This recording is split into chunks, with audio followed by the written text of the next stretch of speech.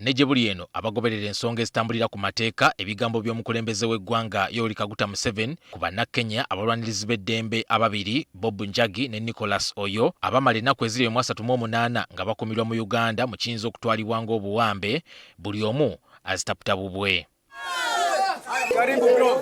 Ababiri bano ebitongole by'ebyokwerinda byatuuka n'okutegeeza kkooti nga bwe bitabalina ekyaleetera omulamuzi wa kkooti enkulu Simon Kinobe okukakasa nti bano waliwo omulala abakwese kale ng'okunoonyereza ku nsonga zaabwe kugwa na kutandike mu butongole. They were working with the Chagulanyi's group, that they are experts in riots. Of course, with our very good intelligence system, we picked them up, and they have been in the fridge for some days. Bano nga bayimbuddwa batenda ennaku n'okuluma obujiji bye bayitamu nga bakuumwa be bagamba nti baali bannamagye bejje likuuma omukulembeze w'eggwanga lya Uganda mbwera nga bali eyo basobola okuzuula nti abantu abasukka mu 100 be bakuumirwa mu kifo kye baalimu. Mu be basinga okusimbako amannyo kwe kwali omusajja Sam Nsubuga, John Mary Luchamuzi, Kone Amos Lwangomani tulinawe eyabakakasa nti muganda wa Jono Kahindo tafiire minisita akola ku nsonga z'omunda mu ggwanga. His brother has been in the same place for 4 months. The family doesn't know where he is. They think he's dead. I left him in the cell and he asked me, Bob,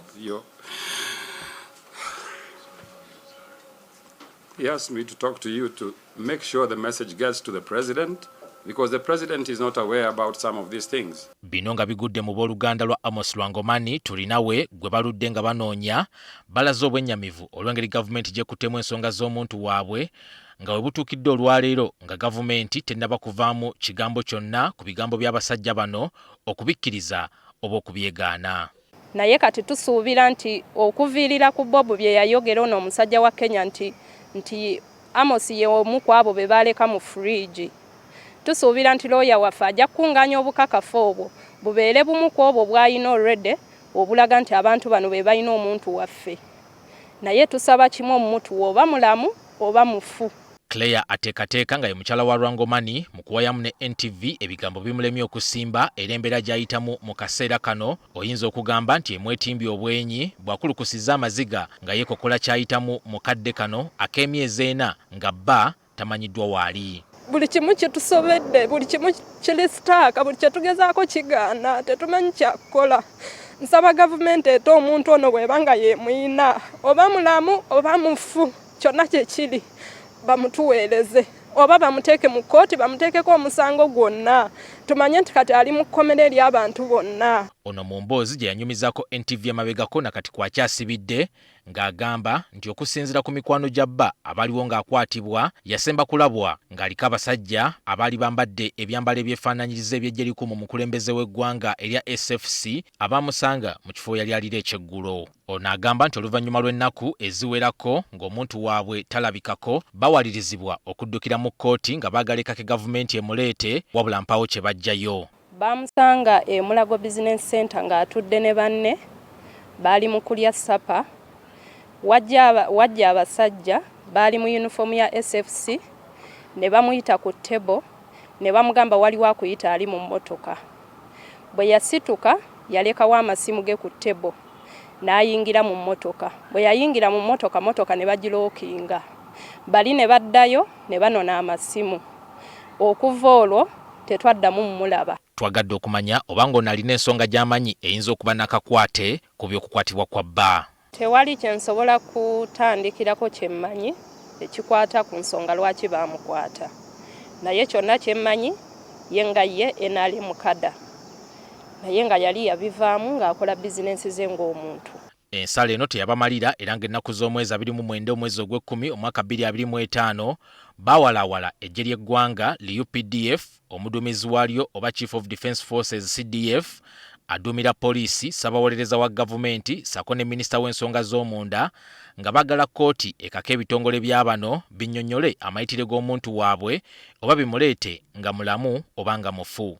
Okuwulira omusango guno kwaliwo ng'ennaku z'omwezi 12 omwezi guno wansi w'omulamuzi Simon Peter Kinobe eyabawa olwanga 5 omwezi ogujja ogwa Desemba okuwa ensala ye nga kati mwe balina essuubi.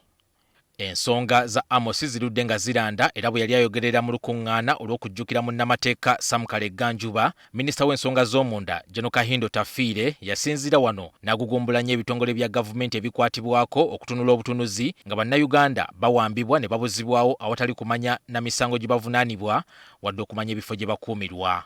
When people of my size, height and weight disappear without trace, that's a problem.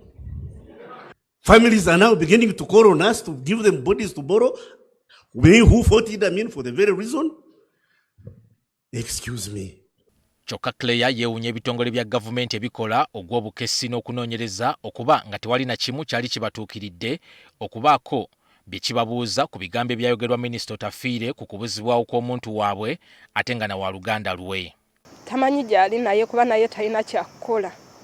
Era naye agezaako mu buyinza bwe naye era ku musango gwe twasembyeyo okuwaaba naye twamuwaabira nga ye kuba ye Minister of Internal Affairs. Omuntu yenna omutuuze nga Munnayuganda aba amuvunaanyizibwako. Bwe tuloopa ensonga zino mu kooti, omuserikale wa SFC n'akola ekiwandiiko nga beegaana nti Amos ono tebamulina. Kooti n'etuwa amagezi nti mwabira kamanda wa SFC n'atone General. Oba oli awo mwongeremu amagye gonna ne poliisi n'ebitongole ebirala banoonye Amos ono. Ne tuddayo mu kooti. Wiiki ewedde NTV bwe yatuukirira ab'eggye erikuuma omukulembeze w'eggwanga okubaako bye batangaaza ku bigambo ebyayogerwa bannakenya bano, abakulu beebalama okubikkiriza oba okubyegaana nga gwe twayogera naye ensonga zino yabiyita biboozi ebiba bitambulira ku mutimbagano. Ani Walukatamba, NTV, Akawungeezi.